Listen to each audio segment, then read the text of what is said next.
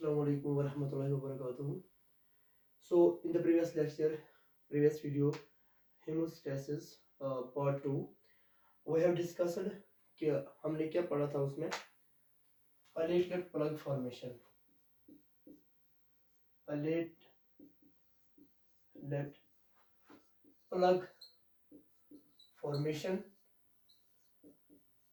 हमने पढ़ा था प्रीवियस वीडियो में। हमने प्लेटेलेट प्लग फॉर्मेशन डिस्कस किया जो यहाँ पे प्लेटेलेट प्लग बना था जब प्लेटलेट्स एग्रीगेट होकर यहाँ पे आए। पहले यहाँ पे ये जो ब्लड वेसल यहाँ पे है, ये जब इंजरी हुई तो यहाँ पे ये वॉन विलिब्रेंट फैक्टर और ये प्लेटलेट तो आपस में जुड़ गए ग्लाइकोप्रोटीन 1b रिसेप्टर के साथ। ग्लाइकोप्रोटीन 1b रिसेप्टर जो ये है, इसके थ्रू ये प्लेटलेट्स यहाँ पे वॉन विलिब्रेंट फैक्टर के साथ अटैच हुए और फिर बाकी प्लेटलेट्स आए, वो एक्टिवेट हुए। एडीपी और थ्रोम्बोक्सिन A2 ने बाकी प्लेटलेट्स को एक्टिवेट किया, वो यहाँ पे रश करके आए, इस प्लेटलेट प्लग को यहाँ पे बनाया। ये यहाँ पे प्लेटलेट प्लग है। जब बाकी प्लेटलेट्स यहाँ पे आए, उन्होंने एक प्लग बनाया जिसमें प्लेटलेट प्लग फॉर्मेशन ये बन गया यहाँ पे प्लेटलेट प्लग। ठीक है, तो हमने पढ़ा प्लेटलेट प्लग फॉर्मेशन कैसे हुआ प्रीवियस वीडियो में। अब आज पार्ट 3 है, पार्ट 3 ऑफ द वीडियो। यहाँ पे हम पढ़ेंगे coagulation cascade. Coagulation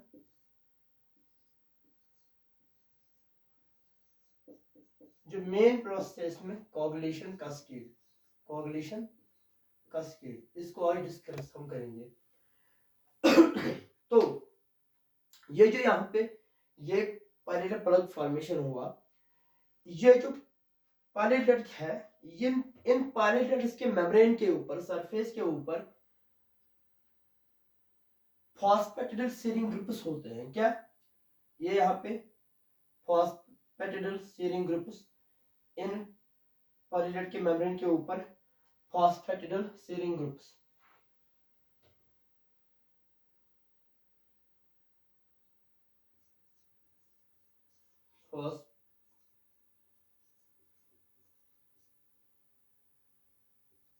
phosphatidyl shearing groups.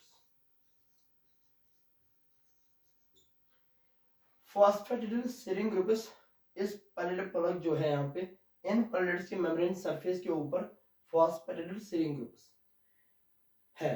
तो फॉस्फेटिडिल सीरिंग ग्रुप्स की वजह से ये जो प्लेटलेट्स यहाँ पे जो प्लग है, जो इसमें प्लेटलेट्स है, इसके मेम्ब्रेन के ऊपर इस फॉस्फेटिडिल सीरिंग ग्रुप्स की वजह से इनके सरफेस के ऊपर नेगेटिव चार्ज, यहाँ पे नेगेटिव चार्जेस है,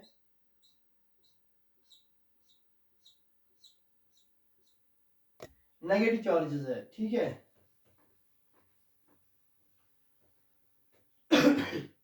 ये जो फॉस्फेटिडिल सीरिंग ग्रुप्स है, इनकी वजह से प्लेटलेट मेम्ब्रेन के ऊपर, सरफेस के ऊपर क्या है, नेगेटिव चार्जेस। तो अब हमें पता है कि जो हमारा ब्लड है उसमें सर्कुलेट होते हैं क्लॉटिंग प्रोटीन्स। उससे पहले यहाँ पे हमारा लिवर है, ये हमारा लिवर है। ठीक है, लिवर कॉन्स्टेंटली ये बनाता रहता है क्या, clotting proteins.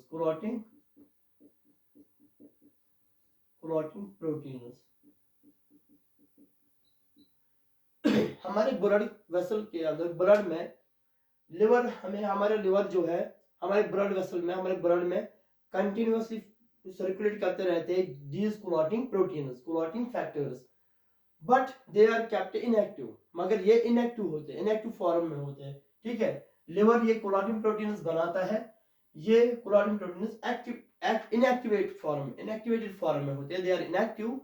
So now what we do, we want to activate these clotting proteins. हम इन क्लॉटिंग प्रोटीन्स को एक्टिवेट करेंगे। हमारा लिवर क्लॉटिंग प्रोटीन्स बनाता है। ठीक है, ये क्लॉटिंग प्रोटीन्स इनएक्टिवेटेड फॉर्म में होते हैं, अब हमें इनको एक्टिवेट करना है। तो क्या है कि यहाँ पे जो पहला प्रोटीन है, पहला प्रोटीन जो यहाँ पे इस पायलेट फ्लग के नजदीक आएगा, यहाँ जो रश करेगा पहला प्रोटीन, पहला क्लॉटिंग फैक्टर, वो है फैक्टर 12 फैक्टर। तो यहाँ पे मैं एरो से दिखाऊंगा, यहाँ पे है ये फैक्टर 12 जो इन नेगेटिव चार्जेस के साथ इंटरेक्ट करेगा। ये है फैक्टर 12 ये है फैक्टर 12, या इसको बोलते हैं हेजमैन फैक्टर। हेजमैन फैक्टर।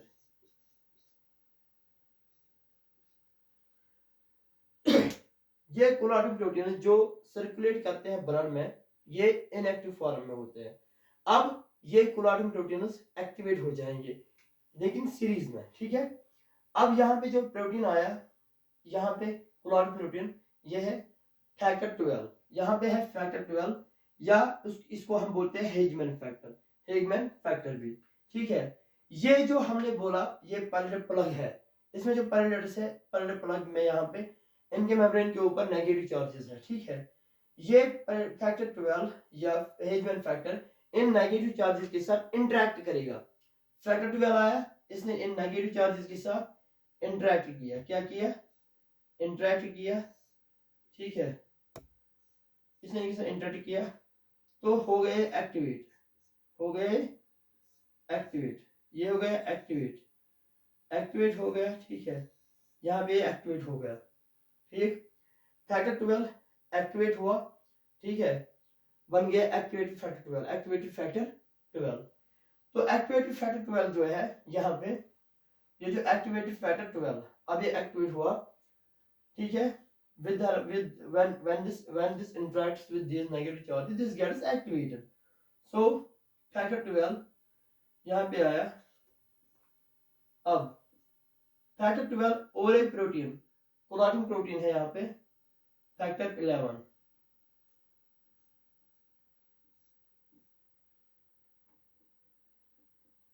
यहाँ पे फैक्टर 11,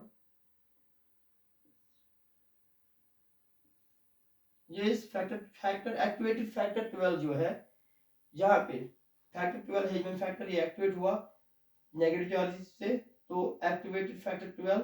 अब एक्टिवेटेड फैक्टर 12 जो है ये फैक्टर 11 को एक्टिवेट करेगा, ठीक है।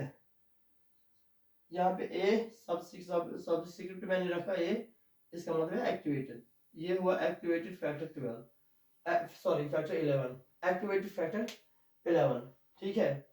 अब जो फैक्टर 11 है यहाँ पे, ये फैक्टर 11, यहाँ पे फैक्टर 9 को,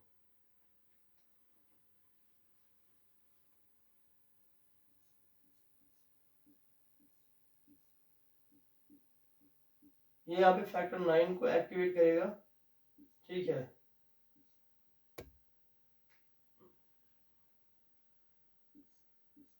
Factor 9 is activated now. Factor 9 is activated.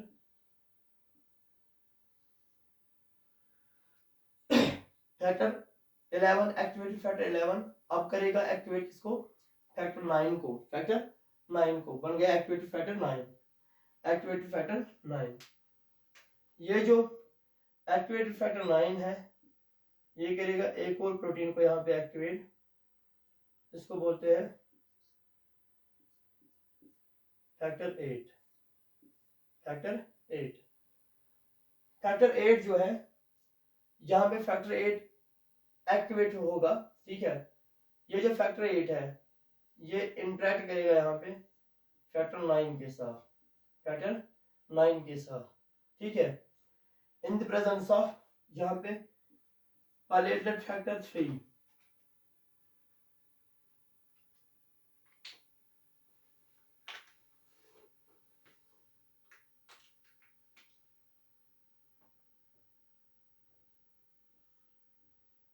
पायलेटेड factor 3 और कैल्शियम, यहाँ पे कैल्शियम जरूरत लगेगा यहाँ पे, और मेम्ब्रेन, पायलेट्स का मेम्ब्रेन, दैट इज पायलेटेड फैक्टर 3 और कैल्शियम 2 पॉजिटिव, यहाँ पे Ca2 पॉजिटिव, ये केमिकल फॉर्मूला कैल्शियम की, ये दो जरूरत लगेंगे इस स्टेप को ड्राइव करने के लिए, इस कॉम्प्लेक्स को बनने के लिए, फैक्टर 8 और फैक्टर 9। जब फैक्टर 9 करेगा एक्टिवेट फैक्टर 8 को, ठीक है, यहाँ पे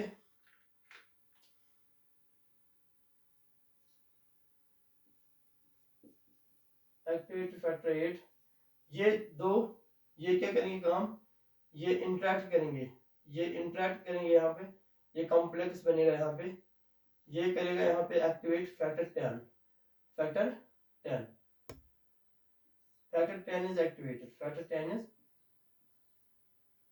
this is factor 10, activated form of factor 10, तो फैक्टर 10 एक्टिवेट हो गया, ठीक है। अब जो फैक्टर 10 एक्टिवेट हो गया, तो अब यहाँ पे थोड़ा स्पेस कम है, अब ये जो फैक्टर 10 है, यहाँ पे अगर जा रही है हम फैक्टर 10 के साथ और एक मॉलिक्यूल, ठीक है, ये है एक्टिवेटेड फैक्टर 10, यहाँ पे हम बोलेंगे कि एक और मॉलिक्यूल फैक्टर 5, फैक्टर 5 इंटरेक्ट करेगा विद फैक्टर 10, इंटरेक्ट करेगा विद फैक्टर 10, एक्टिवेटेड फैक्टर 10, और फैक्टर 10 और फैक्टर 5 इंटरेक्ट करेंगे, यहाँ पे भी इनको फैक्टर पैरेलल फैक्टर 3, अब हम इसको यहाँ पे लिखेंगे थोड़ा,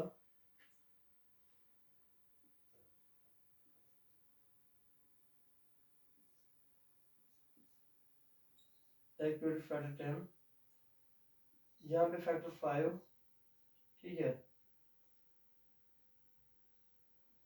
इस स्टेप को भी यहाँ पे ड्राइव करने के लिए पैरेलल फैक्टर 3 और कैल्शियम पॉजिटिव, कैल्शियम जो यहाँ पे जरूरत लगेगा, ये करेंगे काम फैक्टर 5 और एक्टिवेट फैक्टर 10, ये करेंगे यहाँ पे एक्टिवेट प्रोथ्रोम्बिन एक्टिवेटर को, प्रोथ्रोम्बिन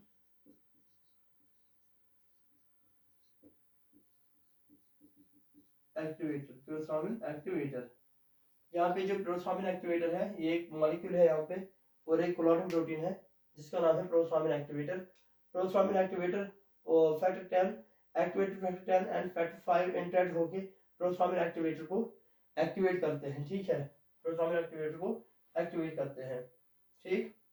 ये प्रोथ्रोम्बिन एक्टिवेटर जो है यहाँ पे अब बनाऊंगा मैं, ये जो प्रोथ्रोम्बिन एक्टिवेटर है, ये है प्रोथ्रोम्बिन एक्टिवेटर, ठीक है, प्रोथ्रोम्बिन एक्टिवेटर, इसके साथ यहाँ पे ये है फैक्टर 2, यहाँ पे है फैक्टर 2, या इसका नाम हम बोलेंगे प्रोथ्रोम्बिन,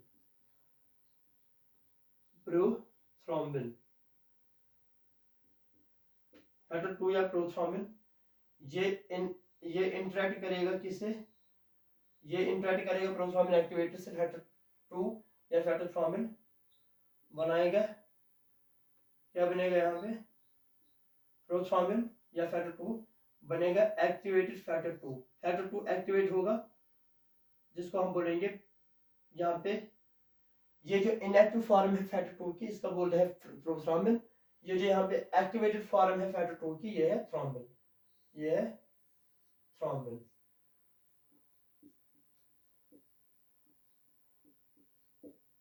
ये है थ्रोम्बिन, क्या है, थ्रोम्बिन, ठीक है। अब थ्रोम्बिन आया, थ्रोम्बिन दो वेज में, दो तरीकों से यहाँ पे एक्ट करेगा, एक्शन करेगा, रिएक्शन करेगा, ठीक है। हमें पता है कि जो हमारी बॉडी है, हमारे ब्लड में ऑलरेडी एक और प्रोटीन सर्कुलेट करता रहता है, प्लाज्मा प्रोटीन है, एक और प्लाज्मा प्रोटीन सर्कुलेट करता रहता है हमारे ब्लड में, यहाँ पे मैंने बनाया, ये हमारे ब्लड में एक और प्रोटीन, प्लाज्मा प्रोटीन, जो अकाउंट करता है 4% ऑफ प्लाज्मा प्रोटीन का, ठीक है, ये है हमारी बॉडी में इसका नाम है फाइब्रिनोजन।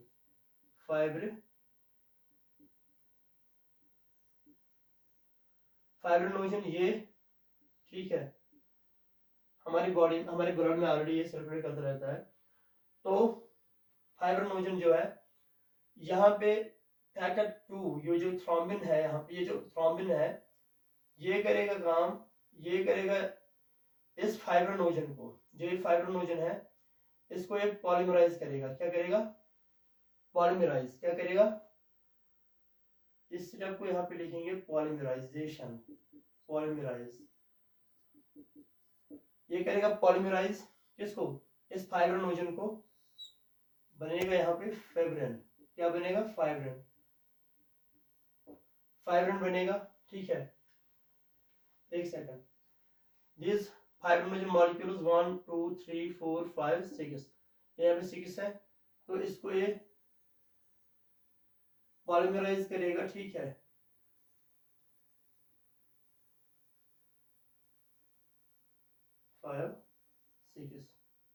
इनको लिंक करेगा आपस में, ठीक है। एक चेन जैसी बनाएगा, बन गया अब ये यहाँ पे फाइब्रिन। लेकिन ये जो फाइब्रिनोजन है यहाँ पे, ये हमारे ब्लड में ये सॉल्युबल होता है। क्या है? सॉल्युबल फॉर्म में होता है, सॉल्युबल फॉर्म में। ये फाइब्रिन है ये अब इनसॉल्युबल होता है, ये होता है इनसॉल्युबल। अब यहाँ पे समझने की बात सोचिए, हम जब यहाँ पे एक ब्लड वेसल इंजरी हुई, तो ब्लड लीक होना शुरू हुआ, ठीक है। हमारी बॉडी चाहेगी क्या?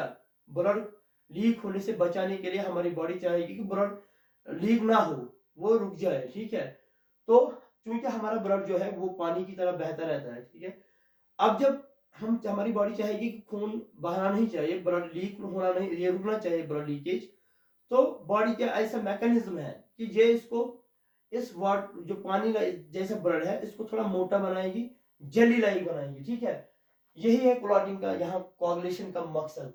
ये फाइब्रिन जो बना ये इनसॉल्युबल है, ये जेली लाइक, जेली या बोलेंगे हम jelly like, jelly like substance, jelly like, jelly like, ये जेल लाइक बन गया, सॉल्युबल मास बन गया, ठीक है।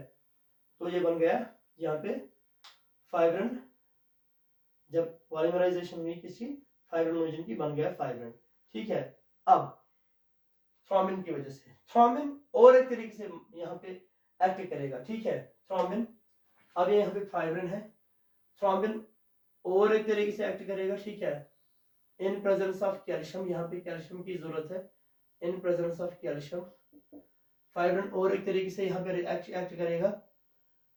ये जो फाइब्रिन है ये इंटरेक्ट करेगा किसे? एक सेकंड,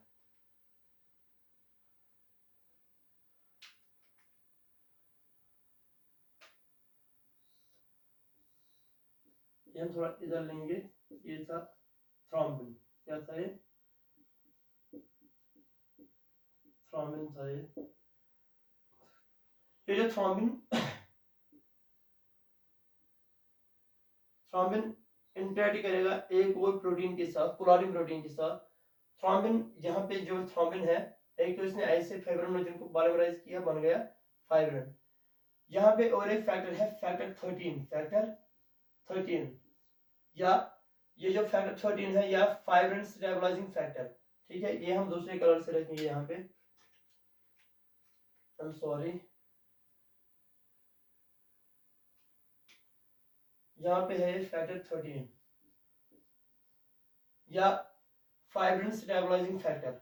ये थ्रोम्बिन के साथ यहाँ पे इंटरेक्ट करेगा और यहाँ पे जो ये फाइब्रिन है, ये जो फाइब्रिन है यहाँ पे इसको क्रॉस लिंक करेगा।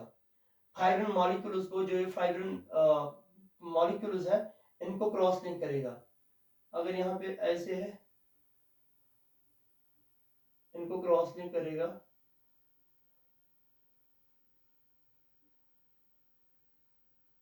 बनाएगा फाइब्रिन मैश, फाइब्रिन मैश।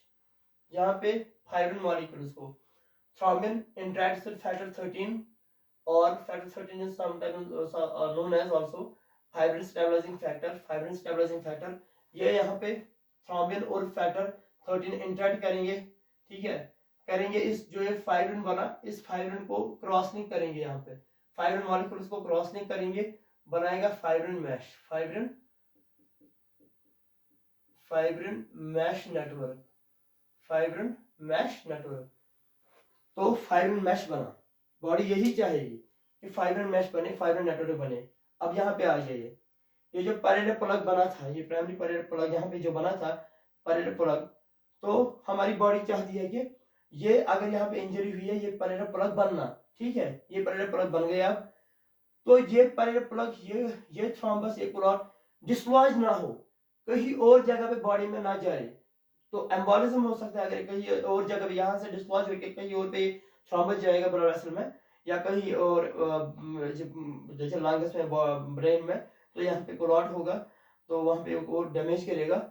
इस वजह से इसको यहीं पे फिक्स रखना, इसको यहीं पे इस क्लॉट को फिक्स रखना, इस इंजरी के नजदीक इसको रखना, इधर ही रखना, कहीं और नहीं जाने देना। तो ये जो फाइब्रिन मैश है, it will be laid over this parallel plug. ये या फिर यहाँ पे यार, ये जो फाइब्रिन है, ये है फाइब्रिन मैश, फाइब्रिन मैश, ये इस प्लग के ऊपर डाल दिया जाएगा, ये फाइब्रिन मैश नेटवर्क बन जाएगा, ठीक है, फाइब्रिन मैश।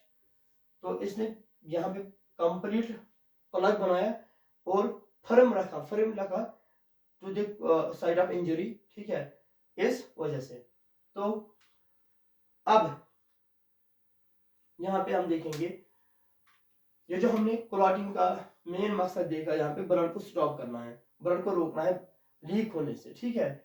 एक प्लग बनाना है, पहले प्लग बनाना है, जैसे एक फाइब्रिन बना, जेली लाइक इनसॉल्युबल मास बना। अब ये जो कोआगुलेशन प्रोसेस है, इसमें जो ये पाथवे है ना, ये कोआगुलेशन पाथवे, इसमें दो टाइप्स है, एक है इंट्रिंसिक पाथवे, दूसरा है एक्सट्रिंसिक पाथवे। एक है इंट्रिंसिक पाथवे, दूसरा है एक्सट्रिंसिक पाथवे, एक्सट्रिंसिक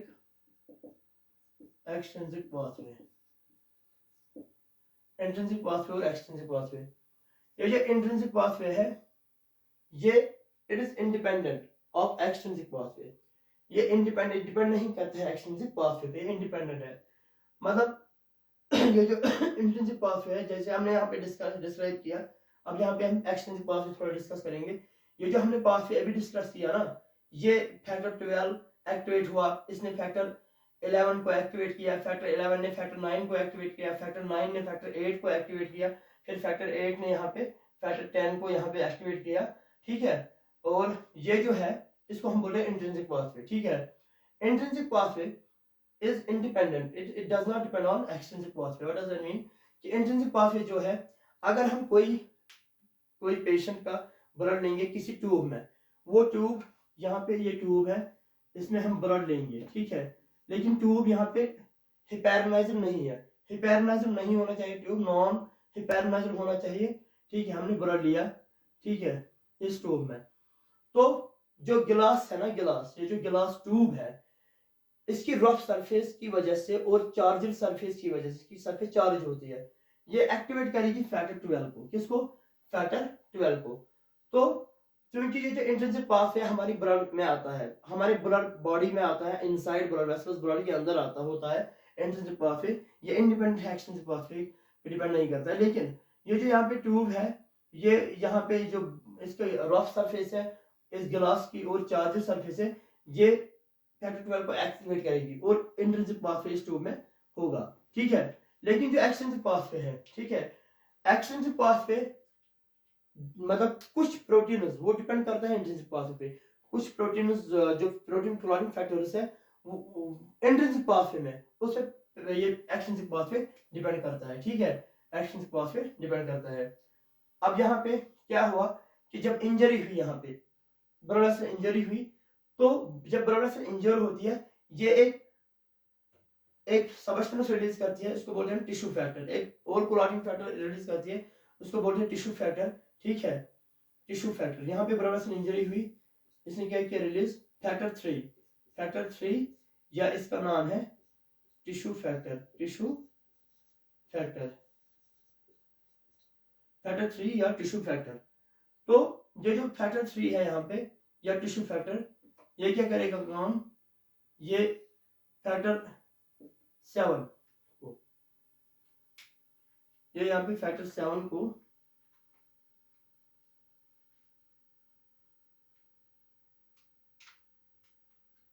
एक्टिवेट करेगी।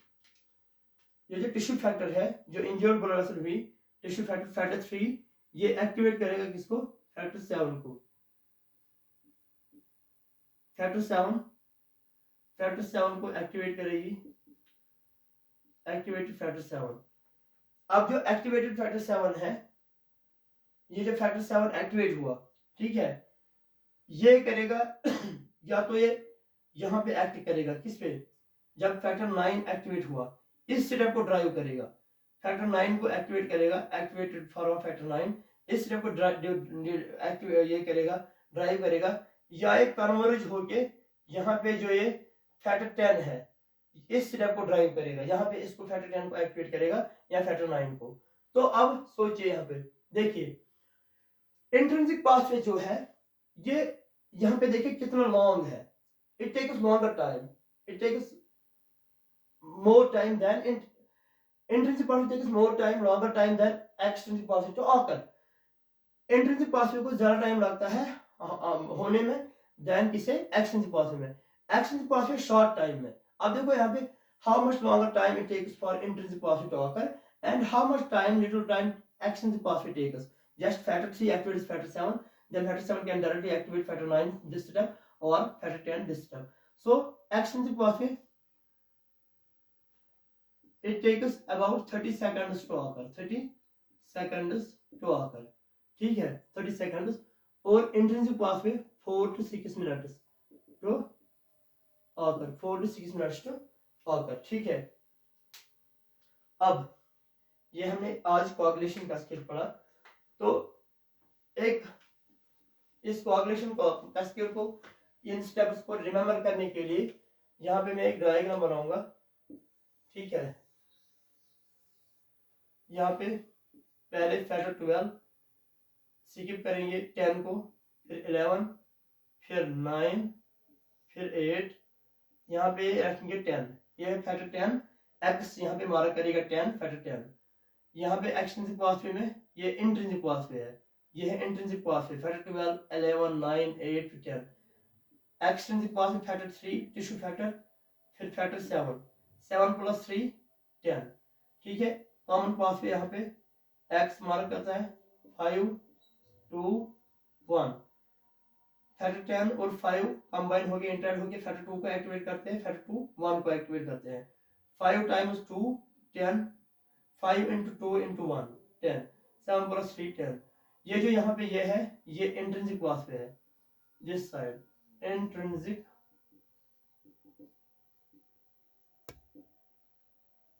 ये है यहाँ पे एक्सट्रिंसिक पाथवे,